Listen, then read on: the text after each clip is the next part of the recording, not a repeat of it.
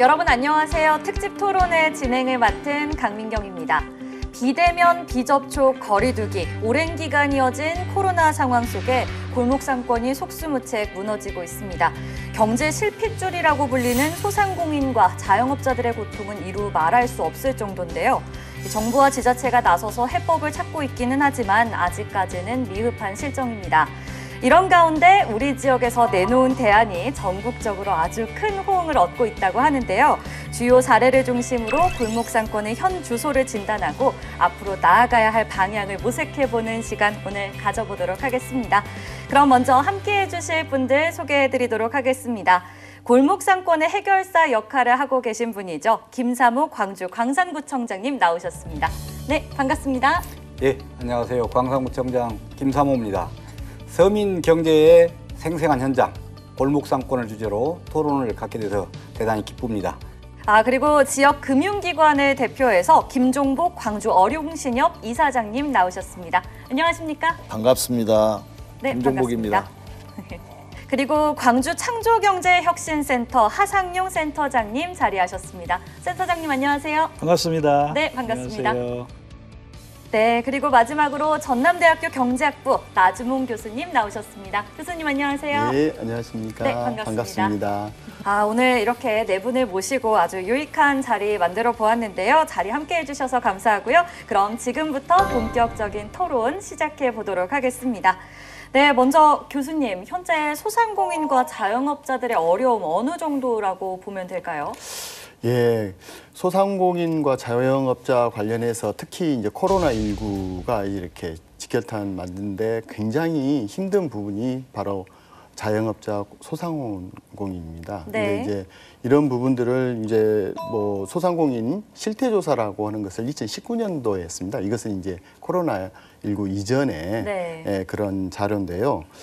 사업자 수가 이제 전국적으로요. 사업자 수가 277만 개로 보통 3만 개가 이제 증가를 했습니다. 네. 더불어서 종사자 수는 644만 명으로 해서 전년 대비해서 12만 명이 증가했어요. 네. 네, 그럼에도 불구하고 이제 창업 비용은 이제 감소를 하고 이제 사업당 매출액 같은 경우도 전년 대비해서 감소하는 그런 것들. 특히나 그 영업이익이 마이너스 3% 정도로, 그러니까 코로나19 이전인데도 불구하고 이렇게 네. 어려운 상황이었습니다. 이제 특히 그 소상공인 같은 경우는 이제 어려운 점들이 이제 사업 규모가 굉장히 영세하다라고 하는 것이고요. 네. 그렇기 때문에 영업이익도 작을 수밖에 없고, 또 이제 여러 가지 최근에 그런 변화에 굉장히 환경 변화에 취약한 그런 문제가 있다라고 이야기를 할 수가 있겠습니다. 네. 더불어서 이제 여러 가지 경영상의 여러 가지 어려운 복합적인 요인에 의해서 생존율도 굉장히 낮은데요. 특히 네. 창업 5년 후에 그런 생존율이 도소매업 같은 경우는 26%, 그다음에 숙박 음식 같은 경우는 19% 정도밖에 안 됩니다. 네. 그렇기 때문에 굉장히 많은 소상공인 이랄지 자영업자가 이제 창업 이후에 도산하는 그런 결과를 가져와서 굉장히 힘든다고 할 수가 있는데요. 네. 더불어서 이제 그 소상공인들 최근에 경영 애로 조사 같은 것들을 해봤는데 가장 힘든 게 뭐냐? 뭐 여러분 아시겠지만은 이제 지방 같은 경우는 뭐 지방 소멸 뭐 이런 부분들도 있지 않습니까? 이런 것들 때문에 이제 상권 쇠퇴가 굉장히 큰 그 어려움을 주고 있다라고 하고 있고요. 네. 그다음에 이제 소상공인과 이제 자영업자 간의 경쟁이 격화되고 있다라고 하는 부분들이 이 소상공인의 애로사항을 이야기를 하고 있고, 네. 또 원재료 상승, 더불어서 이제 최저임금 상승 뭐 이런 부분들도 네. 굉장히 힘든 그런 상황이라고 할 수가 있는데, 특히나 이제 코로나19로 인해 가지고 더 힘든 상황에 직면해 있다라고 할 수가 있겠습니다. 네, 2019년도에 한 실태 조사에서도 이렇게 어렵다고 나올 정도면 사실 코로나19가 덮친 지금 1년 반 정도가 지났잖아요. 그럼 그 사이에는 굉장히 더 어려워졌을 거라는 생각이 드는데 이렇게 정책도 부족한데 코로나19까지 굉장히 좀 엎친 데 덮친 격이라는 단어가 생각나는 상황입니다. 특히 우리 지역은 광산구의 산단과 골목 상권이 굉장히 밀집해 있는데요. 청장님, 얼마나 많은 인구가 지금 소상공인과 자영업자에 종사하고 있는 건지 예. 궁금합니다. 우리 광산구는 금방 그 통계에 의하면 네. 2019년 12월 통계죠. 그 2만 4천여 개의 소상공인 업체가 있다고 하고 거기에서 경제 활동을 하는 인구가 약 5만 명 정도 된다고 합니다. 네. 그렇게 보면은 광산구 기업 전체의 한 82%, 숫자로는 82%를 소상공인이 담당하고 있다. 이렇게 보여지는데요. 광산구는 사실은 소상공인뿐만 아니라 광주 경제의 중심이죠. 네. 광주 산단에 6개가 존재하고 있고 전체 또 면적도 한 59%를 차지하고 있거든요.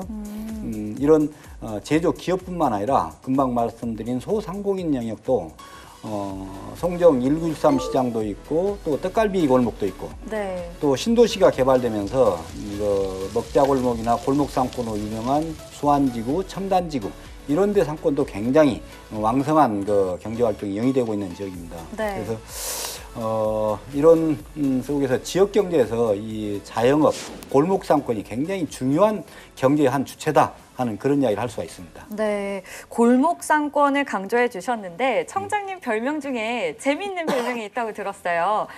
골목 대장이란 별명이 있으시다고 들었는데요. 그런 네. 소문을 벌써 들으셨나요? 네, 여기까지 골목 들었습니다. 상인들의 대장 이렇게 이야기가 낫겠습니다. 예, 네. 골목 대장보다 골목 상권의 대장. 예.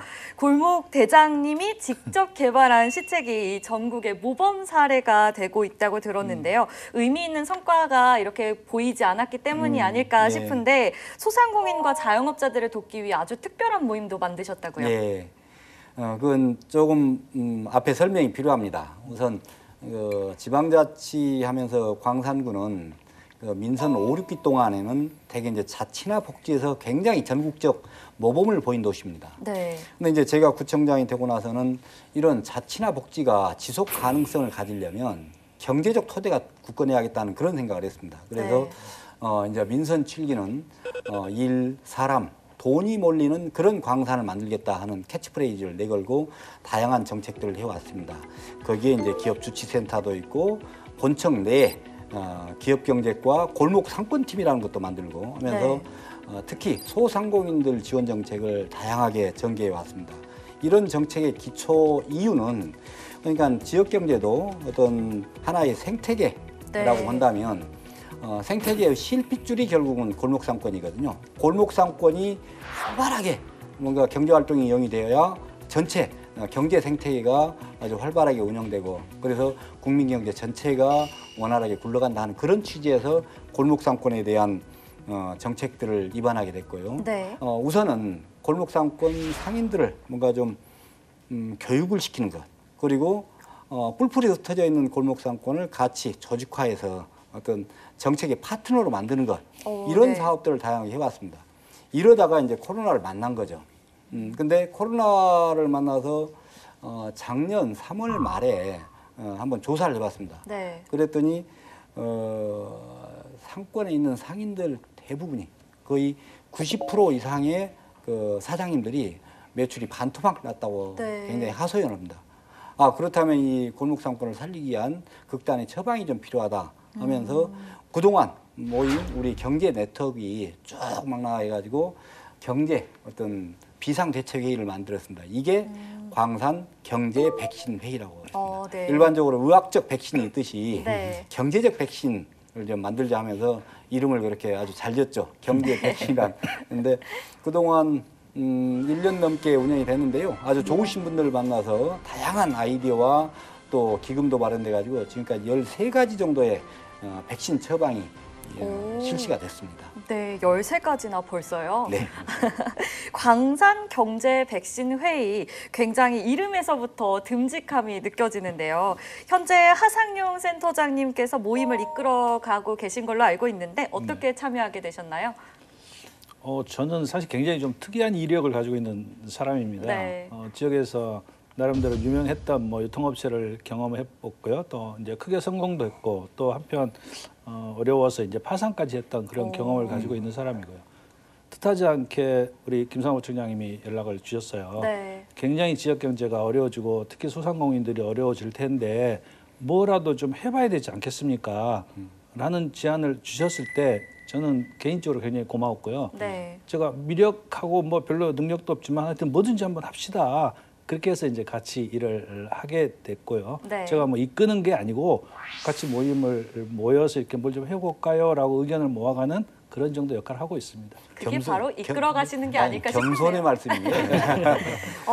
실제로 지금 13가지 정책들을 진행을 하셨다고 들었는데 실제 처방한 솔루션들이 궁금해요. 어떤 정책들이 추진됐는지 몇 가지만 말씀해 주실 수 그러니까 있을까요? 우리 광산경제백신회의가 설립할 때부터 네네. 취지는 관공서가 못하는 일들, 네, 뭐 예산도 마찬가지고 시기적으로 또 법적으로 못하는 일들이 사실 상당히 많기 때문에 그걸 긴급하게 응대를 하자라는 차원에서 만들어진 기구가 이제 광산경제백신회의라고 네. 생각이 되고요. 그래서 제일 먼저 했던 것이 이런 활동을 하려면 뭔가 자금이 좀 있어야 되지 않을까라고 해서 경제백신 펀드를 조성하는 걸 첫 번째 사업으로 진행을 했었습니다. 네. 그래서 몇 달 사이에 5억을 모았고요. 오. 네, 거기 1호 펀드에 1호로 기부해 주셨던 분이 옆에 계신 우리 김상호 청장님이신데 오, 네. 월급의 30% 넉 달분을 모아서 1,000만 원을 기부를 와. 해주셨어요. 네. 예, 거기서부터 시작이 돼서 지역의 많은 분들 또 그 소상공인 물론이고 기업하시는 분들까지 많이 모여서 5억이 모였는데 네. 그 돈을 가지고 이제 어떻게 쓸까를 항상 연구하고 고민을 했던 차에 네. 제일 처음에 했던 것들은 지역 소상공인들을 위한 로컬푸드 드라이브스루 로컬푸드 마켓을 열어서 그때 당시에는 이제 꽃이나 야채가 안 팔려서 고민들을 많이 하고 계셨거든요. 네. 그래서 광주대학교 거기에 모여서 이제 광주 대학에 여기 모여서 이제 그런 활동들을 많이 했고 네. 또 한편으로는 이제 중견 작가들, 미술의 광주가 미술인들의 도시라고 할 정도로 네. 미술인들이 많은 도시인데요. 그렇죠. 그분들이 이제 굉장히 타격을 받았잖아요. 그래서 그분들에게는 팔로나 알릴 수 있는 기회를 주고 또 우리 지역민들에게는 조그만 저렴한 가격에 그런 그 작품들을 구입할 수 있는 이런 기회를 드리자로 해서 아트마켓을 열었고 네. 굉장히 많은 호응이 있었고요. 네. 예, 그분들에게 실질적인 도움도 됐고 또 그분들이 기부도 해주셨고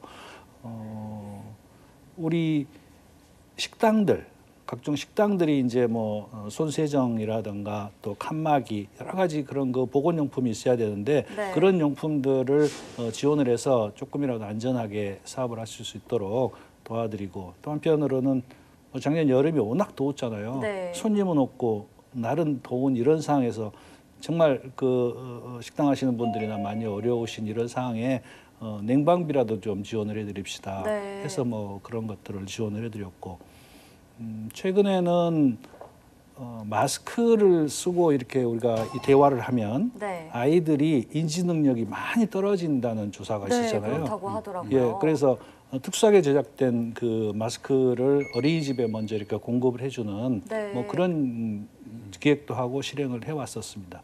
네. 지금 이야기를 들어보니까 뭐 아트마켓도 그렇고 드라이브 스루 마켓도 그렇고 그렇습니다. 굉장히 생활에서 굉장히 가까이 또 밀접하게 시도해 볼 수 있는 정책들을 많이 시도를 해보신 것 같아요. 네, 그러니까 그게 네. 굉장히 이제 커다란 담론을 가진 뭐 이런 것도 좋지만 네. 우리 소상공인들 또 농민들이 우리 지역의 주민입니다라는 것을 이렇게 많이 알리고 싶다라는 차원에서 그런 것들을 먼저 시도를 했었습니다. 네, 네. 이렇게 가까이서부터 다양한 시도를 해보는 게 참 좋은 백신들이었다라는 생각이 네, 드는데요. 교수님께서 생각하셨을 때 이 골목 상권에 활력을 불어넣을 수 있는 방안 또 무엇이 있다고 생각하십니까? 예, 이 골목 상권은 굉장히 중요합니다. 이제 네. 앞에서도 말씀하셨습니다만은 이제 지역 경제에 있어서의 선순환 구조를 만들 수 있는 그러한 부분들뿐만 아니라 이제 소상공인과 더불어서 이 공동체 복원에도 굉장히 중요한 역할을 네. 한다라고 할 수가 있는데요. 그래서 이런 부분들이 이제 사회적 가치를 창출하는 하나의 원천이 될 수가 있다라고 이제 하는 것이에요. 네. 근데 이 골목 상권이라고 하는 것은 골목에 사람과 돈이 몰리는 것이거든요. 네.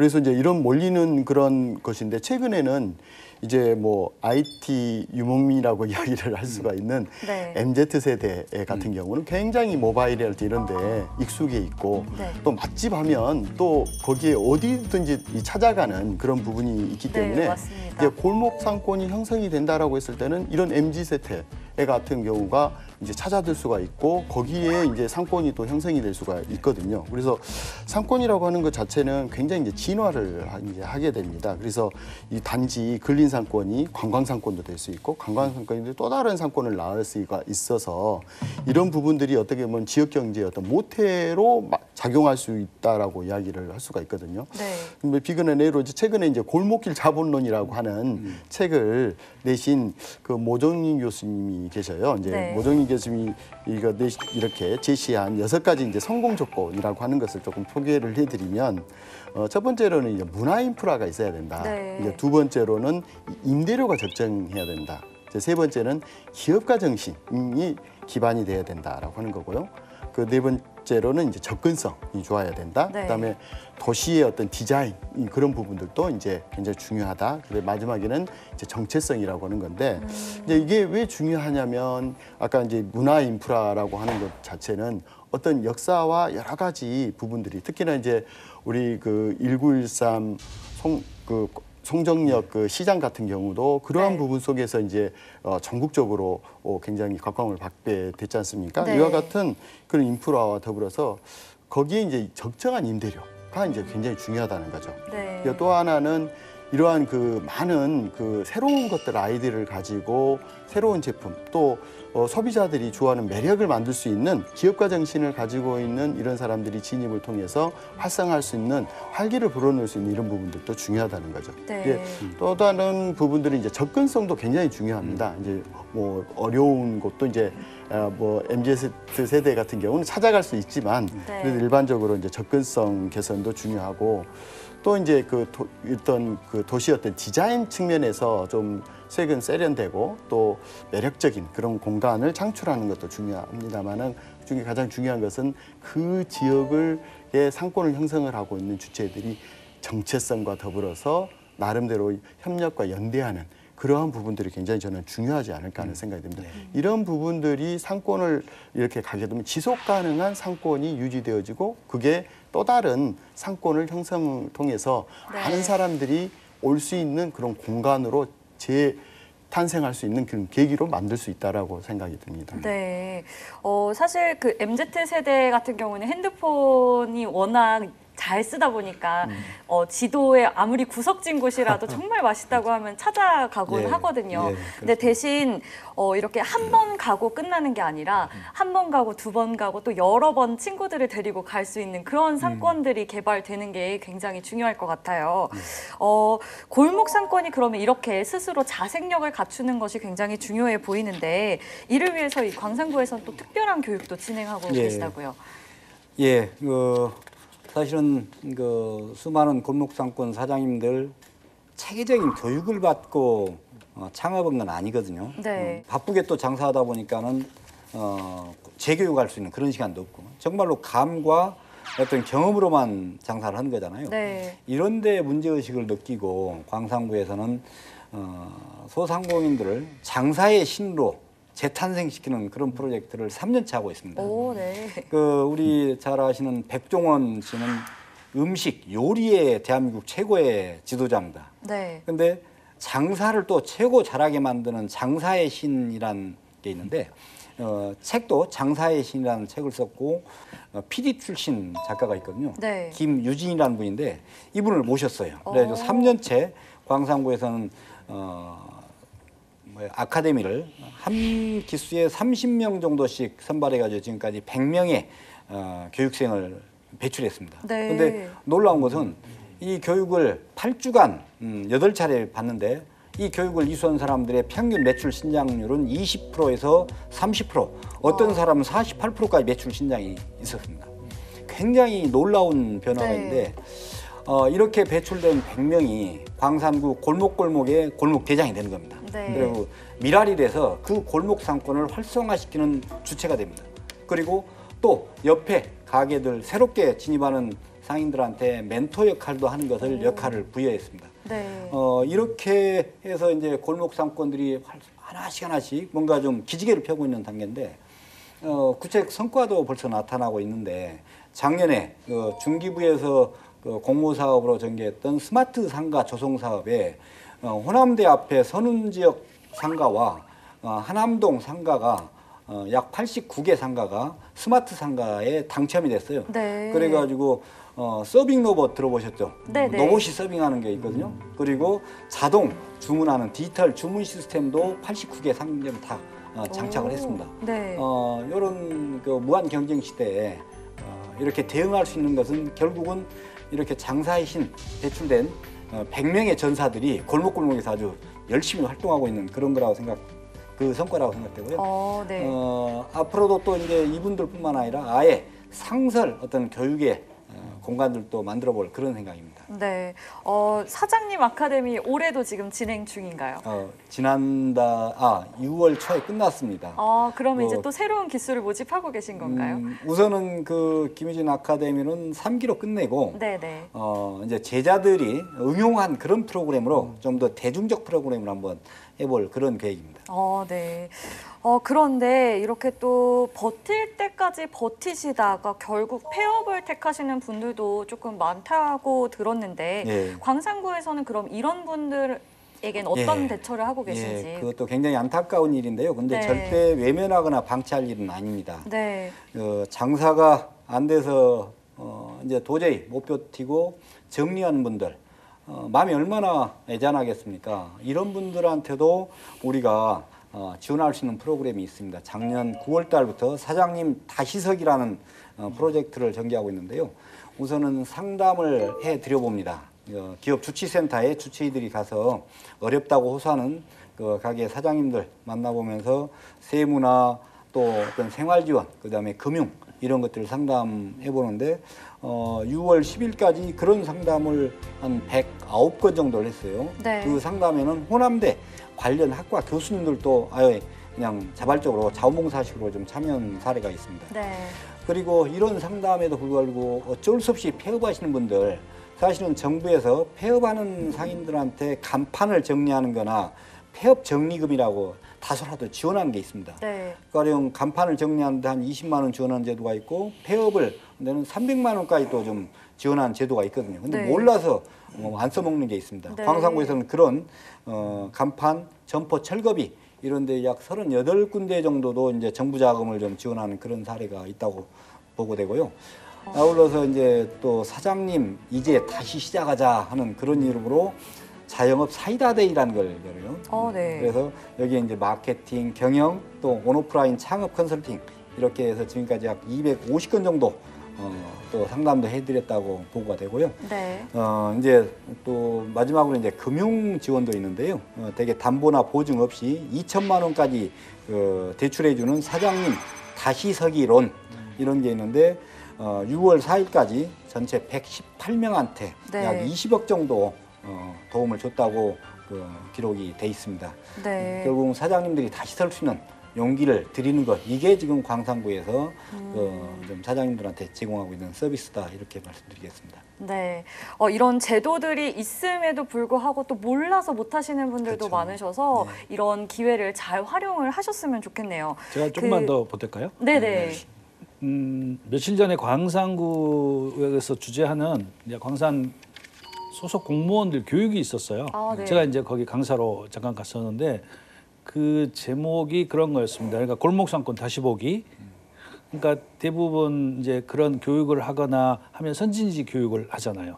또 방문도 하고. 네. 그럼 대부분 이제 뭐 서울 가든지 부산 뭐 이렇게 어디 더 잘 돼 있는 데 가는데 이번 교육의 특성이 뭐였냐면 광산구 아까 말씀하신 선운지구라든가 네. 광산구 내에 있는 골목상권들을 돌아보면서 공무원으로서 어떻게 지원을 할까? 네. 어떻게 같이 응원할까를 돌아보는 그런 교육을 하시더라고요.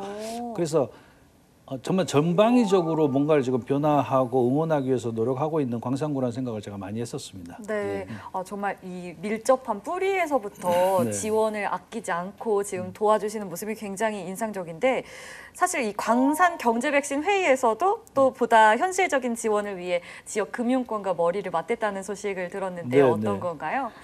광산경제백신 회의가 출발한 게 4월이었고요. 네. 그리고 펀드 모집한 게 한 2달. 첫 번째 6월 달에 바로 시행했던 것이 희망대출이었습니다. 그래서 1% 희망대출이라는 건데요. 보통 이런 금리가 뭐 아주 싼 것도 있지만 보통 중금리 그러면은 한 4%부터 7, 8% 이렇게 되는데 네.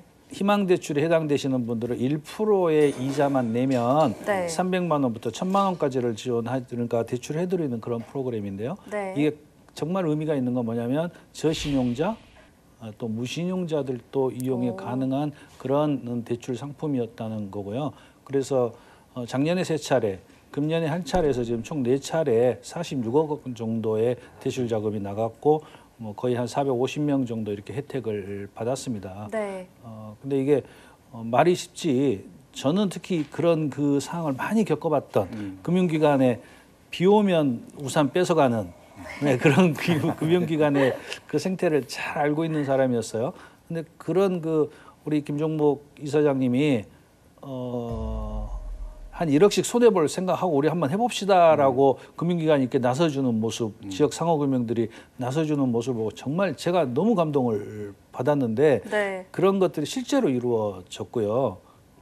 많은 분들이 다시 회수하고 이를 하는데 정상적으로 이렇게 돌아가고 있다는데 감동을 받았고 그런 일들을 우리 경제백신 회의의 어떤 임원들이나 이 사람들이 해낸 게 아니고 네. 지역 금융과 우리 이제 기업 주치센터가 있고요. 광산에 투게더 광산이라는 그 두 기관들이 네. 제 역할을 하면서 앞장서준 결과로 지금 여기까지 이렇게 해낸 것 같습니다. 네, 지역 상권의 위기 극복을 위해서 정말 이렇게 다 함께 또 다 같이 다방면으로 극복하려고 노력하는 모습이 있는 것 같아서 굉장히 보기가 좋습니다.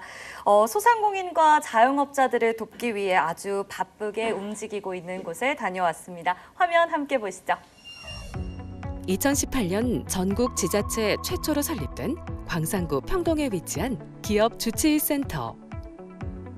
이곳에선 중소기업과 소상공인을 위한 맞춤형 경영 진단뿐만 아니라 1% 희망대출을 받기 위한 대출 상담이 이뤄지고 있는데요. 1% 희망대출은 저희가 홍보를 하게 되면 상담을 받게 되고요.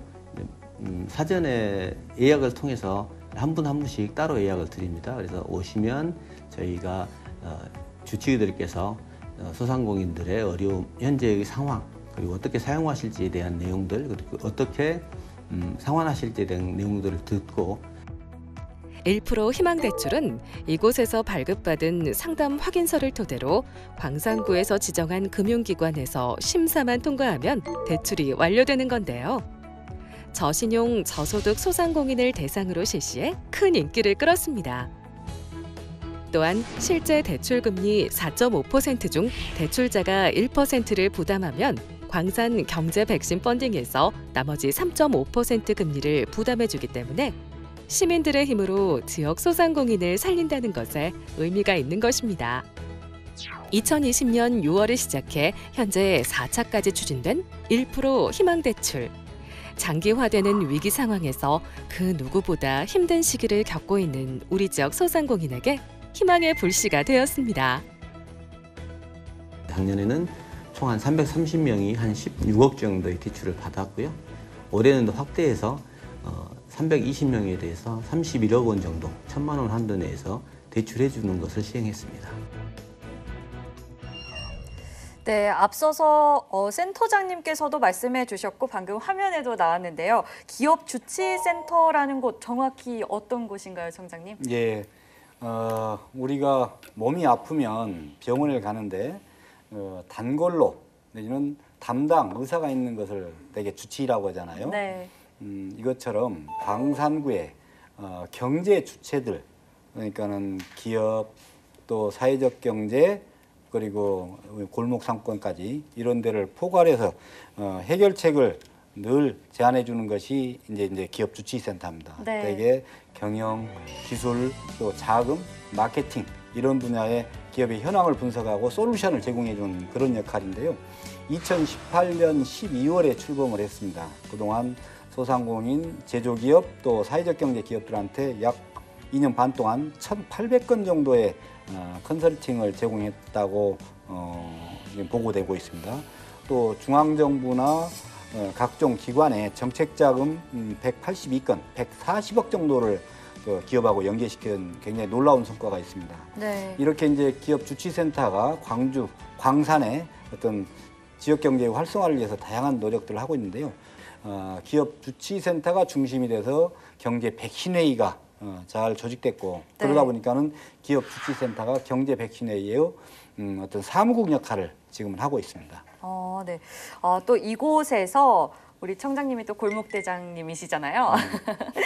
직접 소상공인들을 만나서 직접 상담을 해주신 적도 있다고요. 예, 아까 화면에 잠깐 나왔는데요. 네. 4차 1% 희망대출 진행되던 그 4월 달에 저도 직접 한번 현장의 상황들을 피부로 느끼기 위해서 상담을 한번 해봤었습니다. 네. 그러니까 한 대여섯 분 상담을 했던 기억이 나는데요. 애로사항이 뭐냐? 그때 대부분이 자금 경색입니다. 굉장히 고금리를 쓰고 있고 사채를 네. 쓰고 쓰고 있다.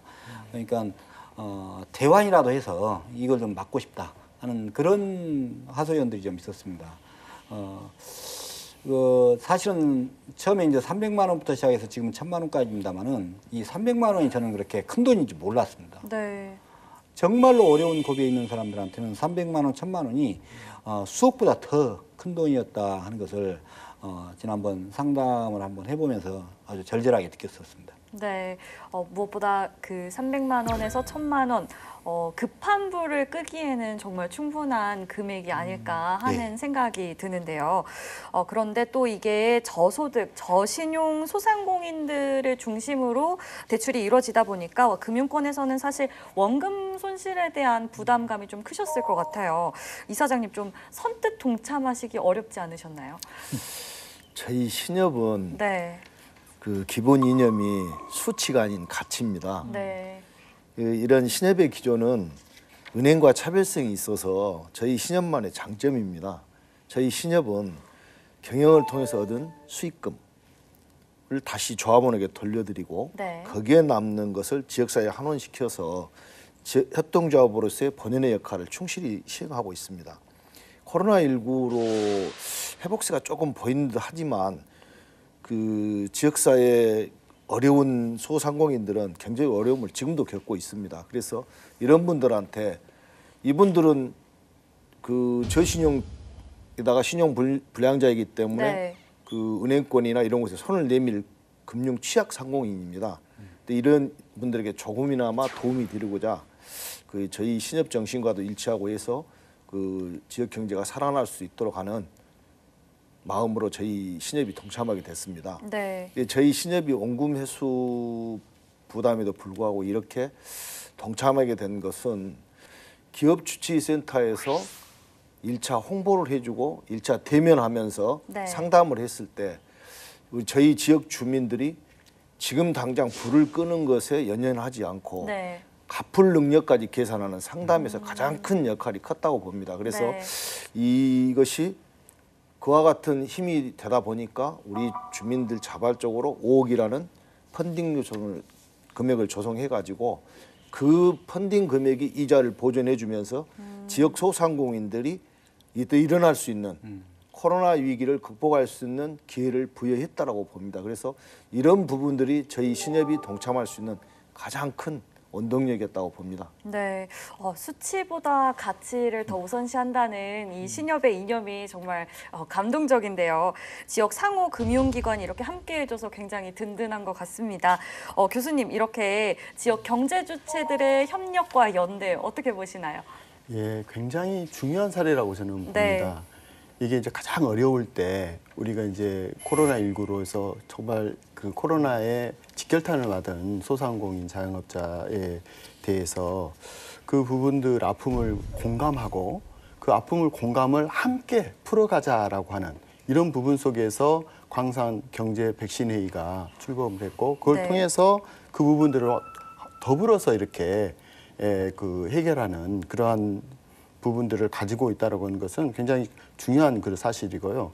이런 것들이 이제 특히나 이제 커뮤니티를 바탕으로 해서 이게 확산되어가는 이런 것이 굉장히 이제 중요한 역할을 할 거라고 보는데 우리가 이제 그 중에 이제 주민들과 더불어서 광산구 주민들이 시민 펀딩을 했다라고 하는 거죠. 네. 함께 그 부분들은 다들 어려운데 돈을 이렇게 주면서 펀딩을 통해서 그걸 함께 아픔을 했다라고 하는 그 자체만으로도 우리가 함께라고 하는 함께 가자라고 하는 이런 부분들이 함께 있었지 않는가라고 하는 그런 생각이 듭니다. 그리고 1% 희망대출이 아주 많은 부분들은 아니었을 수 있지만 네. 그런 정신과 그러한 부분들이 지역세에 내재되어 있는 한 지속 가능한 발전을 할 수 있는 토대를 만들지 않았나 하는 그런 평가를 해봅니다. 네, 어려움을 함께 나누는 게 또 우리 광주의 정신이 아니겠습니까? 또 무엇보다 가장 중요한 것은요, 이 소상공인과 자영업자들의 만족도일 것 같은데요. 그래서 이분들을 직접 만나 뵙고 왔습니다. 화면 함께 보시죠. 코로나19 직격탄으로 극심한 경영난을 겪고 있는 골목 상권. 장사를 하면 할수록 늘어나는 빚에 폐업을 고민한 게 수차례였지만 1% 희망대출의 도움을 받아 재개를 꿈꾸고 있습니다. 광산구 월곡시장 인근에서 과일 가게를 운영 중인 이혜경 씨. 오늘도 손님을 맞이할 기대에 다양한 과일들로 매대를 가득 채웠는데 해가 곧 넘어갈 시간임에도 불구하고 여전히 그대로입니다. 그 전에는 이제 아무래도 이렇게 저희가 이제 7080이나 노래방 같은데 이제 거래를 한 번씩 오면은 거의 박스로 가져갈 정도로 장사가 잘 돼서 매출이 엄청 올랐거든요. 근데 지금은 완전히 다 완전 최하 바닥이에요. 지금 오버직 했으면 지금 우리도 장사가 안 되니까 화물차도 있었는데 화물차 팔 정도로. 예, 화물차도 팔고 지금은 어차피 기름값도 안 나오니까. 매출은 줄어든 상황에서 고정 비용은 그대로 지출해야 해 하루하루 피가 마르는 심정인데요. 게다가 신선도가 가장 중요한 과일 특성상 고충도 이만저만이 아닙니다. 여름에는 거의 30도 넘어버리면 과일은 생물이다 보니까 이렇게 좀 내려면 이렇게 방울토마토들이 내려오시면 꼬투리가 말라버리잖아요. 그래서 이제 한여름에는 이제 거의 막 33도까지 올라가면은 냉장고가 필요하거든요. 수박 같은 경우도 냉장고 넣어놓고 팔아야 되고. 올여름 과일을 보관할 냉장고 하나 마련하려고 하지만 이마저도 녹록치 않은 실정. 부담만 가중되는 상황 속에서 1% 희망대출은 큰 도움이 되어주었는데요. 상인도 오라고 하더라고요. 그래서 거기서 회의를 했는데 그때 이제 교육을 듣고 이제 저희가 진짜로 담비 같은 그 희망대출 500만 원 받아가지고 여기 있는 냉장고도 사고 그랬거든요. 각하동에 우리가 마감을 하는데 그때 마감쯤에 제가 그 대출을 받았기 때문에 그 물건값으로 제가 지불을 했고 그랬습니다. 그리고 이제 조그만 냉장고도 이제 하나 구입을 했고 이제 그때 진짜로 잘 썼습니다. 그때. 광산구 성정동에 위치한 피자 프랜차이즈점. 배달을 위주로 하는 메뉴임에도 불구하고 이곳 역시 코로나19 여파는 피해갈 수 없었습니다. 월세 부분이나 이런 것들도 걱정이 되고요. 그다음에 이제 저희도 이게 이제 생계라기 때문에 생계 유지가 이제 힘들어지는 부분이 있죠.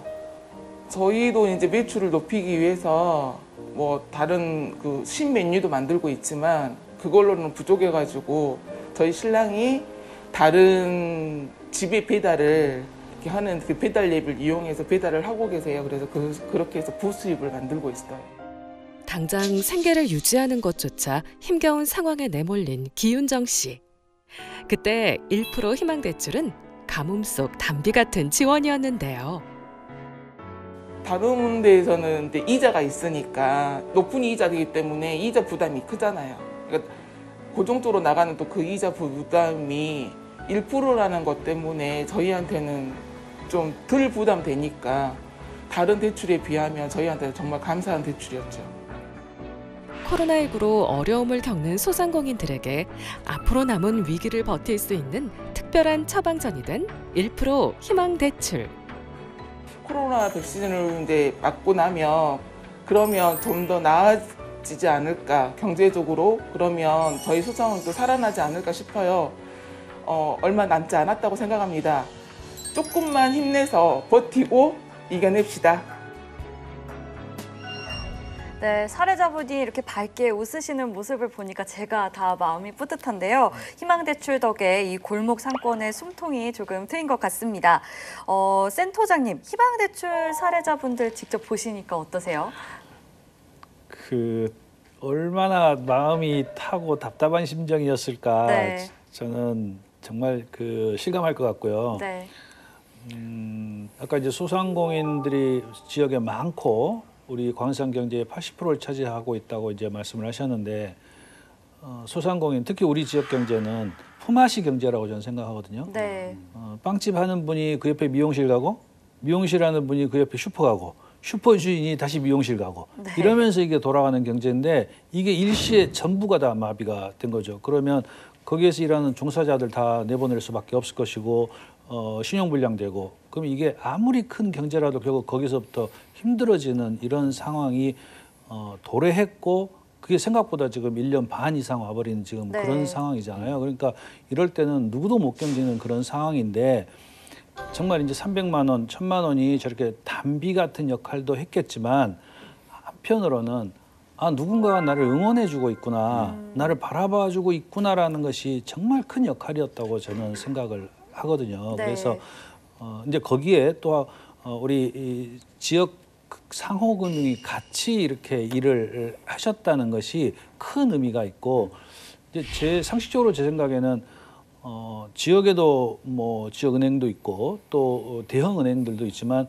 오히려 그분들은 못하고 절대 생각도 못하는 일들을 우리 이 조그만 지역의 상호금융이 이걸 해냈다는 것이 그야말로 정말 대박난 사건이고 네. 또 큰 의미가 있다고 생각을 합니다. 그래서 네. 우리 지역 주민들로서도 감사하고 또 이런 사례를 만들어낸 우리 지역 상호금융, 우리 광산구청, 우리 사례 전부 좋지만 이게 이제 전국적으로 확산되는 또 네. 계기가 마련되고 하고 있다는 것이 의미가 정말 있다. 그렇게 생각합니다. 네, 말씀대로 1% 희망대출이 지금 첫 발자국이자 앞으로의 시작을 열어가는 단계가 아닐까 하는 생각이 드는데 참여하는 금융기관이 조금 더 많아졌으면 좋겠다는 생각이 들었어요. 이사장님, 이 현재 1% 희망대출에 대한 금융권의 분위기나 반응은 어떤 편인가요? 예, 다른 금융기관도 네. 지역경제 활성화를 위해서 노력하고 있다고 알고 있습니다.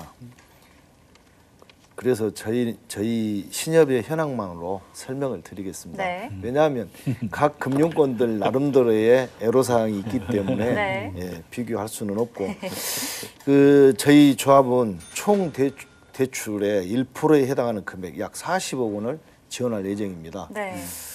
작년 6월 1차를 시작으로 올해 4차에 걸쳐 총 283건의 21억 9천만 원이 1% 희망대출로 실행되었습니다. 네. 1% 희망대출은 현재도 진행 중에 있으며 연체는 총 2건에 미미하게 850만 원입니다. 오, 네. 이 조합이 원금 회수 부담에도 불구하고 이렇게 1% 희망대출을 실행할 수 있었던 건 1차 상담 때 소상공인의 진정성, 지금 당장 코로나 상황 때문에 자금이 필요하지만 향후 갚을 능력까지 계산하는 의지가 있는 네. 그런 것을 검토할 수 있었고요. 또 당 조합의 대출 현금 흐름 용도를 확인하고 채무 불이행의 구조를 파악해서 연체율을 관리해 나갈 예정이고요.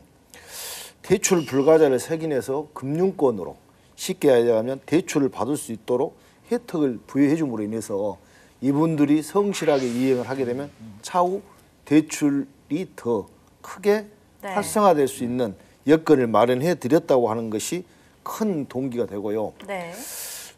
이러한 계기가 사업 성장에 도움이 됐으면 합니다. 그리고 저희 조합은 대출 자금 지원뿐만 아니라 앞으로도 소상공인을 위해서 컨설팅을 통해서 지역 상호 금융으로서 소상공인의 코로나19 경제 위기 극복을 적극 지원하고자 합니다. 네. 앞으로도 우리 광산 이 경제 백신 회의를 통해서 이 소상공인들이 조금 더 발전해 가고 커가는 그런 모양새가 앞으로 지속적으로 보이지 않을까 하는 미래 지향적입니다. 네, 지역 경제가 위기 극복을 위해 나아갈 수 있는 이 선순환 구조의 발판을 마련하는 대출이 아닐까 싶은데요.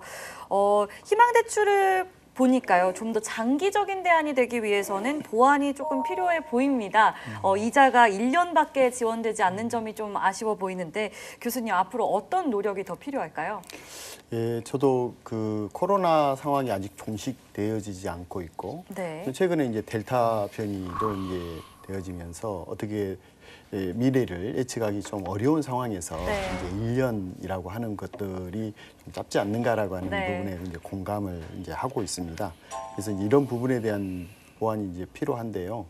그럼에도 불구하고 현재에 있어서의 소상공 자영업자 이런 부분에 대한 현장 실태, 코로나 이후에 어떠한 부분들이 있었는가라고 하는 것들이 저는 직시하는 것들이 굉장히 중요할 거라고 하는 생각이 듭니다. 네. 더불어서 이제 이러한 부분들을 이제 그 원상태로 회복하는 그 회복력을 가질 수 있도록 어떤 방법이 필요할 것인가라고 네. 하는 것들을 소상공인들 입장에서 우리가 바라보고 거기에서 필요로 한 대책을 우리가 만들고 지원을 하고 할 필요가 있지 않을까 하는 그런 생각이 듭니다.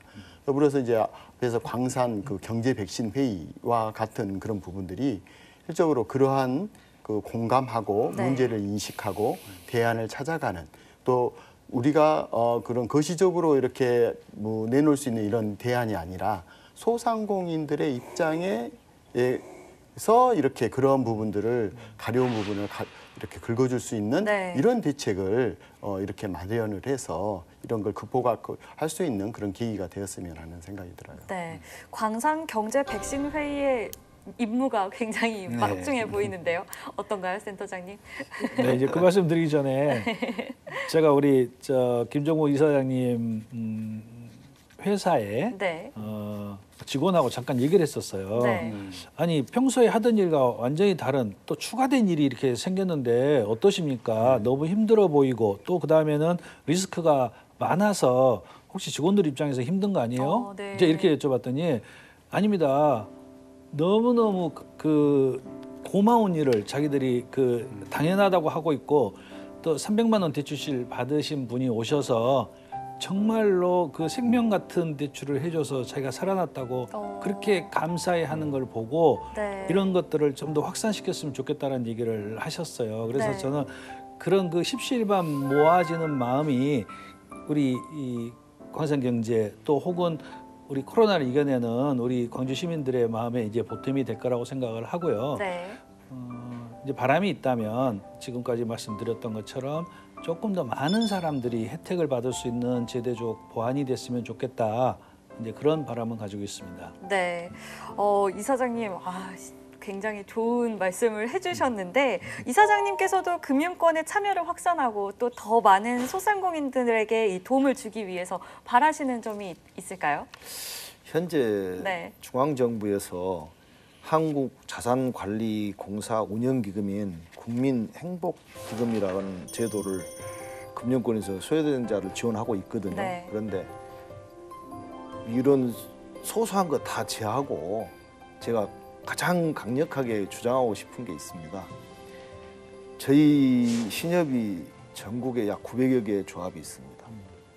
이 조합들이 이것을 적극적으로 활용할 수 있으려면 가장 중요한 게 리스크 관리입니다. 네. 그래서 제가 그 제안하는 제도 중에서 뭐 국민행복기금, 서민금융지원에서 대출 원금의 일정한 비율을 출자해달라 뭐 이런 것들도 중요하지만 실질적으로 그 보증서 부분 우리 신용재단에서 보증서 부분을 1차로 해주고 지자체나 정부에서 일부 이자를 보전해 줌으로 인해서 리스크 관리가 된다면 네. 전국 신협이 다 여기에 동참을 하고 또 상호금융권들이 다 여기에 동참을 해서 다른 지자체도 활용을 했으면 하는 바람입니다. 네. 중앙부처와 지역 사무금융기관이 이렇게 상생을 한다면 좋은 선례가 되지 않을까 하고 이사장님께서 말씀을 해주셨는데 이를 위해서 지자체에서는 어떤 일을 할 수 있을까요, 청장님? 예. 사실은 이번 1% 희망대출을 계기로 네. 어쩌면 처음일 겁니다. 지역 상호금융과 지방 자치행정이 만나서 일을 같이 해본 걸로는 아마 전국적으로 이런 사례가 없거든요. 네. 광산구로서도 처음이고요. 그래서 이 고마운 걸 갚을 방법을 다양하게 모색해야 됩니다. 근데 우선 저는 어룡신협 조합원이 됐습니다. 네. 그리고 관내 이제 신협 3군데하고 새마을금고 2군데가 이제 합작으로 한 사업이거든요. 그래서 5개 신협과 새마을금고의 조합원이 된 것이 우선 제가 개인적으로라도 할 수 있는 우선 첫 번째 일이었고요. 네. 이제 공적으로 그러니까 광산구 차원에서 할 수 있는 일 이걸 찾아보거나 또 전국적으로 확산하기 위해서 할 수 있는 일을 한번 찾아본다면 우선은 이제 되게 금고가 있습니다. 그러니까 공공금고죠. 네. 지금은 이제 지방재정법에 의해서 지방회계법에 의해서 지방자치정부는 2개의 금고를 둘 수 있다고 합니다. 그런데 제3금고까지 두는 방안은 어떨 건지. 네. 그래서 우리가 1년에 지금 한 1조 정도의 공공 예산이 있거든요, 광산구가. 근데 되게 이제 1금고에만 집어넣는 것보다는 3금고까지 네. 가령 기금이나 또 일반 어떤 조금 정도라도 성의 표시 차원에서 신협 같은 데다가 자금을 운용하는 그런 방법도 가능하지 않겠냐는 생각에서 지방 회계법 네. 개정을 한번 정부에 정식으로 건의를 하고 있고요. 네. 또 하나는 아주 소소한 겁니다마는 온누리 상품권의 어떤 취급 점포로서의 신협 네. 그리고 또 지역 상생 카드를 활용한 데 있어서 신협의 포션을 좀 크게 한다 할지 하는 것은 이제 지방정부 차원에서 할 수 있는 일들이거든요. 네. 이렇게 신협 등 지역 상호금융과 지방자치정부가 같이 상생하는 방법들 찾아보면 굉장히 많을 것 같습니다. 네. 그런 것들 좀 광산구에서 다양하게 모색하고 있습니다. 정말 다양한 방법 모색하고 계신 게 느껴집니다. 이렇게 제도적 보완이 이루어진다면 금융기관과 지역의 새로운 길이 열리지 않을까 싶은데요, 교수님. 어떻게 보시나요? 예. 이번 사례는 굉장히 중요한 아까도 이야기했습니다만 사례라고 저는 생각이 듭니다. 특히나 이제 주민들이 거기에 관계자들이 함께 모여서 그 협의하고 그다음에 그럼을 공감하고 거기 대책을 통해서 이러한 그 것들을 했다라고 하는 부분이 굉장히 중요한 부분이라고 하는 건데요. 근데 실질적으로 현재로는 이제 그 지역 금융을 연계를 해서 이제 경제 활성화를 이제 기초 자치체에서 주도적으로 하기라는 것은 실질적으로 조금 어려움이 많이 있습니다. 왜냐하면 이제 다른 기관들도 여러 개 연계되어져 있는 네. 그런 부분들도 있고 또 이러한 그 제약들도 상당히 많이 있거든요. 이제 그렇기 때문에 문제가 있습니다만은 그럼에도 불구하고 이제 예를 들어서 이제 어떤 정책이랄지 이런 부분들은 일단 상권 활성화랄지 기초 자치체만이 할 수 있는 이런 부분들에 좀 특화를 시켜서 거기에 그걸 지역사회 문제를 해결하는 그런 차원에서 이제 접근을 하게 되면 네. 이게 이제 코로나19가 아닌 그러한 상황 속에서 지속 가능한 그런 정책으로서의 이런 부분들이 필요하지 않겠습니까? 이제 네. 그런 차원에서 이제 그런 부분들을 좀 생각해 볼 필요가 있지 않을까 하는 생각이 들고요. 더불어서 이제 최근에는 이제 그 마을이랄지 이런 부분의 크라우드 펀딩이랄지 공유 경제랄지 뭐 이런 부분과 연계를 통한데 여기도 마찬가지로 지역 금융과 연계를 통해서 활성화시킬 수 있는 그런 부분들이 상당히 많이 있거든요. 그래서 네. 조금은 이제 그런 기초 자치체의 어떤 관점 속에서 그런 그 커뮤니티의 그런 주민들이랄지 상가랄지 뭐 이러한 실질적으로 느낄 수 있는 그런 그 주체의 관점 속에서 피부에 와닿는 정책들이 이제 되어진다고 했을 때 그 부분들이 만족도가 높아지고 그게 이제 지역 순환을 할 수 있는 그런 토대를 만들 수 있지 않을까 하는 그런 생각이 듭니다. 네, 교수님 말씀을 들으니까 위기를 기회로라는 말이 딱 생각이 납니다. 굉장히 기대가 되는데요. 오늘 광산구의 골목상권 위기 타개책에 대해서 이야기를 나눠봤는데 청장님께 마지막 질문 드리도록 하겠습니다. 민선 7기 임기가 이제 1년 남으셨는데요. 남은 기간 동안 지역 경제 위기 어떻게 극복하실 예정인지 궁금합니다. 예, 위기에서 지역 경제를 지켜낸 힘은 결국은 오늘 우리가 공통으로 합의할 수 있는 것은 경제 거버넌스입니다. 연대와 협력의 힘이죠. 그 광산구 기업 주치센터 그리고 경제 백신 회의 등을 통해서 코로나 위기 지금까지 잘 극복해 오고 있습니다. 그러나 이 코로나 아직도 종식되지 않고 당분간 계속될 것 같은 예상은 일반적으로 하지 않습니까? 여태까지보다 훨씬 더 강화된 경제 거버넌스로 이 위기를 극복해 나가겠다는 말씀드리겠습니다. 다행스럽게도 지난 6월 28일 날 광산구 기독교 교단협의회가 1% 희망대출과 경제 백신 회의에 감동을 하면서 우리도 경제 백신 회의에 뜻에 동의하고 동참하겠다 이렇게 선언을 하고 나섰습니다. 그래서 네. 두 분을 모시고 협약도 했습니다. 그래서 각 교회가 현수막 내걸고 또 지역 상권을 살리기 위해서 지역에서 소비를 촉진하자 하는 그런 캠페인을 대대적으로 전개하고 있다고 보고되고 있습니다. 네. 결국 지역 경제를 살려낸 힘은 지역 자체의 단결된 힘이고 경제 거버넌스 아니겠습니까? 이런 거버넌스 계속 강화시켜내서 광산구 지역 경제에 활력을 다시 되찾는 그런 광산구를 만들겠습니다. 관심을 갖고 지켜봐 주십시오. 열심히 뛰겠습니다. 네. 박수라도 쳐야 됩니다. 박수 한번 쳐야 될 것 같은데요. 네, 지금처럼 지역 경제 위기를 극복할 수 있는 선제적인 대응책들 앞으로도 많이 아이디어 뱅크처럼 발굴해 주시길 바라겠습니다. 네. 그리고 오늘 이렇게 패널분들과 꽤 심도 있는 이야기 나눠보았는데 함께 해보신 소감이 어떤지 네, 센터장님부터 한번 들어볼까요? 네, 오늘 이제 그동안 했던 일들을 다시 한번 정리를 해보는 그런 계기가 됐던 것 같고요. 네. 앞으로도 이제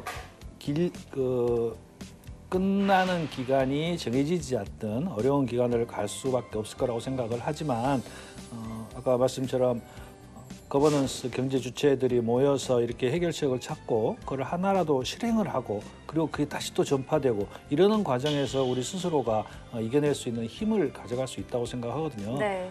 저 역시도 그런 역할을 같이 할 수 있겠다는 게 굉장히 개인적으로 영광이고요. 네. 앞으로도 열심히 뛰겠습니다. 네. 우리 시민들과 함께 파이팅 하겠습니다. 네. 박수 한번. 네, 좋은 말씀 해주셔가지고 그리고 또 이어서 오늘 이사장님 오늘 함께 하신 소감이 어떤지 궁금합니다. 저는 그렇게 생각합니다.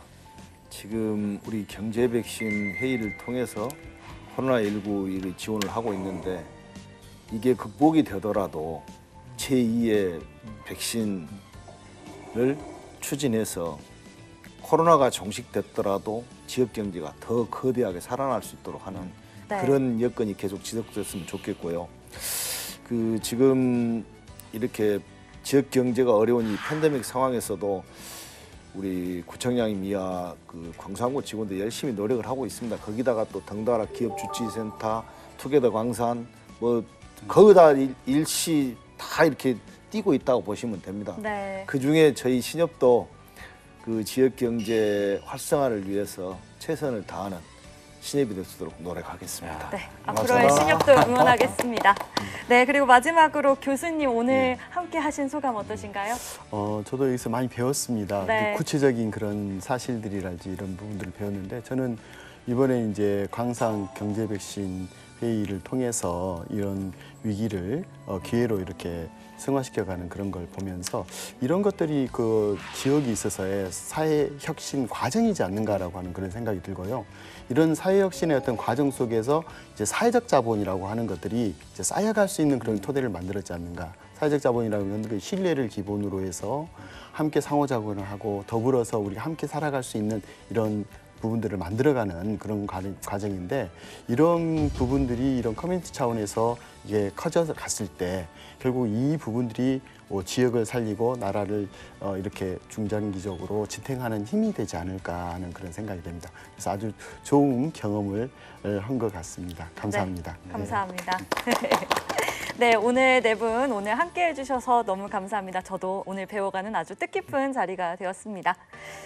자영업자와 소상공인들이 어려운 일은 사실 어제 오늘 일이 아닙니다. 하지만 국가적 재난위기 앞에서만큼은 이들이 불평등을 겪는 일이 없도록 행정이 적극적으로 나서 지혜와 역량을 모으도록 해야겠습니다. 광주 광산구의 해법이 오늘보다 내일이 더 힘든 골목상권에 아주 좋은 백신이 되길 바랍니다. 오늘 순서 여기서 마치도록 하겠습니다. 함께해 주신 여러분 고맙습니다.